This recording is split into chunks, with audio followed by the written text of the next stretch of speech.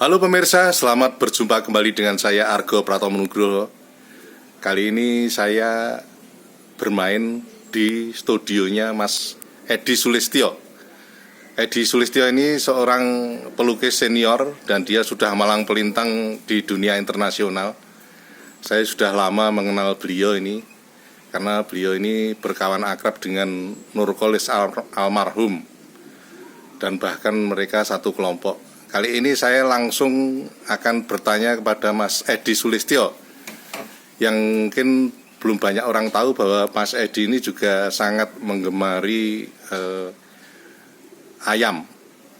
Selamat berjumpa Mas Edi. Selamat berjumpa. Mas Edi, ini saya terus terang sangat terkesan sekali ini dengan Anda. Dan saya untuk kesekian kalinya saya mencari Anda, dan kali ini saya dengar Anda akan pameran di Jogja Gallery dan mempersiapkan ke Korea ya. Ini bagaimana ceritanya Mas Edi ini? Berawal dari yang nanti malam pembukaan jam 7 di Jogja Gallery Ya. itu memperingati 100 tahun Ki Hajar Dewantara. Ya. Beberapa bulan yang lalu itu saya dikontak sama kuratornya, salah satunya yaitu Pak Rusnoto yang kebetulan dia dosen di Sarjana Wiyata. Ya. Ngobrol-ngobrol masalah karya. Ya. Nah, kebetulan dia mengungkapkan akan mengadakan trinal. Jadi 3 tahun event besar 3 tahun sekali. Yang kedua. Ya.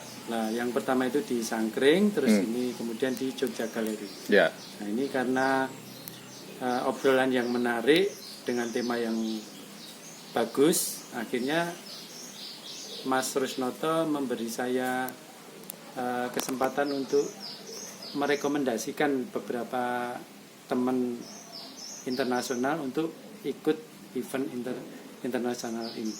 Di Jogja Gallery ya? Iya. Ya. Kebetulan saya juga bersahabat dengan saudara Rusnoto ini. Sudah puluhan tahun juga dengan dia. Ya. Masih dulu barusan lulus dari Universitas Negeri Jakarta ya, UNJ dulu. Iya. Kemudian dia kan ambil program S3-nya di ISI ya Pak. Iya. Akhirnya sekarang saya dengar dia dekan itu ya. Saya belum mendengar, tapi kemarin saya lihat displaynya memang ada berita seperti itu. Oh ya. Lalu bagaimana Anda itu mensikapi pameran yang di Jogja Gallery ini, dan tadi saya sebut juga persiapan Anda juga ke Korea, itu seperti apa Mas? Sebenarnya yang ini juga kejutan dan kesempatan ya. Artinya karya yang saya mau tampilkan di Jogja Gallery ini sebenarnya sudah lama saya bikin. Ya. Dalam arti lama itu saya persiapkan itu 1 tahun bukan untuk event ini, untuk event tertentu. Ya. Nah, kebetulan kok saya diberi kesempatan, artinya penghargaan untuk menampilkan dalam event trinal ini, ya saya nggak mau memberikan karya yang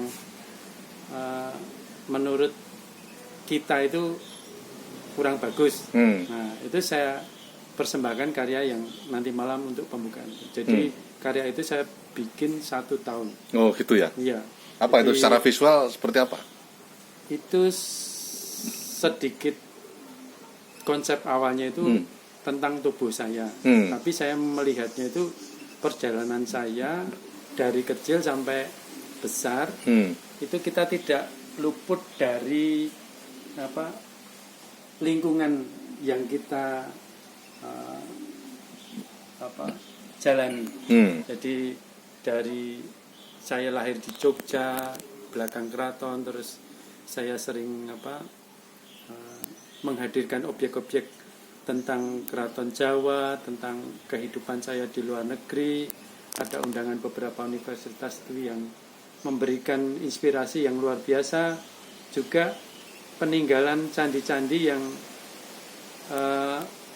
sampai saat ini tuh saya anggap belum mempunyai atau memiliki handarbeni terhadap karya-karya masterpiece itu. Makanya juga saya hadirkan dalam karya itu. Ya. Nanti coba kita saksikan bersama nanti malam. Oh ya, ya. Lalu Mas, ketika Anda juga dalam tempo yang sama, itu Anda juga persiapan ke Korea tadi saya sebut, apakah Anda juga sedikit menyinggung juga kaitannya dengan hobinya Anda? Kan Anda hobi ayam ini ya? Ya. Ya. Ada seperti itu juga nggak? Sebenarnya ayam itu dari kecil karena lingkungan keraton itu jadi dulu banyak sesepuh yang kampung Ngadisodan itu biasanya memiliki ayam karena ayam itu sangat memiliki nilai sebagai orang Jawa itu penting. Nanti mungkin di lain kesempatan akan kita bahas lebih detail. Tapi secara global setelah saya terjun merawat dari telur, netes sampai besar hingga menjadi seekor jagoan yang menang di lingkungan sasana adu ayam menang itu nggak mudah dan memiliki karakter luar biasa, yaitu jujur, berani, sportif. Nah itu saya tuangkan dalam beberapa karya yang saya bikin di lain kesempatan.